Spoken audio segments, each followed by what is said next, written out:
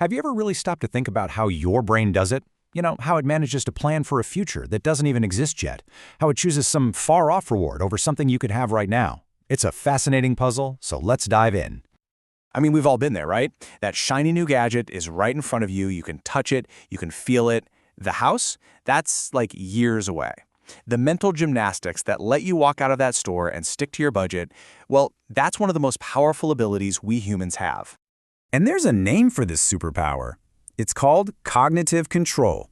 You can think of it as the CEO of your brain, the part that steps in, manages your impulses, and keeps your eyes on the prize. But where on earth did this incredible skill come from? Well, here's a really compelling theory from Giovanni Pizzula. It suggests that cognitive control isn't some special new feature that just got bolted onto our brains. Nope. Instead, it grew out of something much more basic, much more ancient. Our brain's non-stop job of just trying to predict what's going to happen in the next few seconds. The best way to get your head around this is with a really simple analogy. Imagine your brain has two key operators running the show, a pilot and a navigator.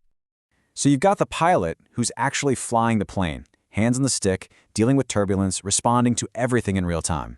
And then you have the navigator, who's in the back with all the charts, planning the entire trip before it even starts. One is acting, the other is simulating, and you absolutely need both. Okay, so first up, let's talk about the pilot. This is the part of you that operates completely in the here and now. It's kind of the brain's default setting for dealing with the world. This whole process is described by a framework called Active Inference. And the core idea is actually pretty simple. Your brain hates, absolutely hates, being surprised. It's basically a prediction engine, constantly making little bets about what's going to happen next and then acting in a way to make sure its predictions come true. And it runs on this simple, really powerful loop.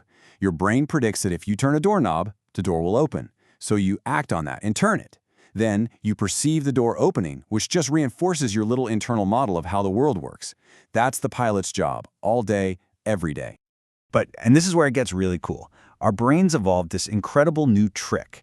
We developed the ability to run that exact same prediction loop, but entirely inside our heads, without ever moving a muscle.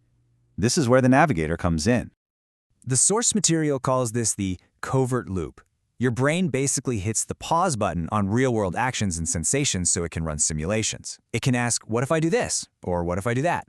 It's like a safe little sandbox for your imagination to play out all the possible futures. And think about what that one innovation unlocks. It's the foundation for pretty much everything we consider higher thought.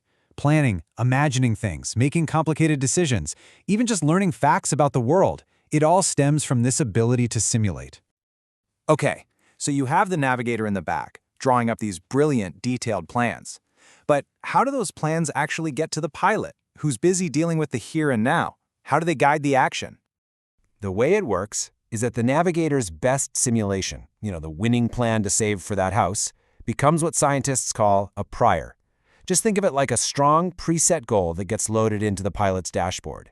It's held in your working memory, and it's constantly influencing all those little moment-to-moment choices the pilot has to make. So you can see how this creates this perfect partnership, right? The pilot is the hands, focused entirely on the present, taking physical actions.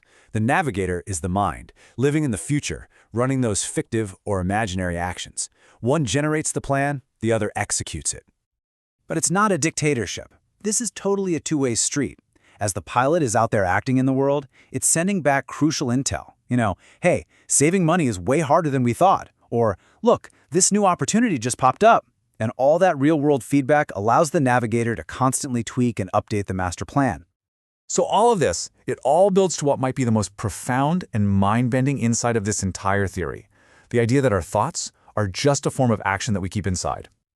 This quote from the source really says it all. What we call thinking isn't some totally separate, magical process. It's literally the same machinery our brain uses for physical movement, just running on the inside. In a very real sense, thinking is internalized action. And we've got some pretty wild evidence for this. The exact same parts of your brain light up when you get ready to move your hand as when you just imagine moving it. And even crazier, some patients who have specific kinds of brain damage, they can't separate the two. When they imagine doing something, they can't stop their bodies from actually doing it. So if you take one thing away from this, let it be this. Our greatest cognitive skills, Planning, creativity, self-control didn't require our brains to invent a whole new system from scratch. They're just an elegant, brilliant repurposing of the ancient circuits that were originally designed for one thing: predicting and controlling how we move through the world. And that leaves us with a pretty provocative final thought, doesn't it? If every plan we make, every dream we have, every ounce of self-control we use is basically a kind of internal rehearsal, what future actions are you practicing for right now?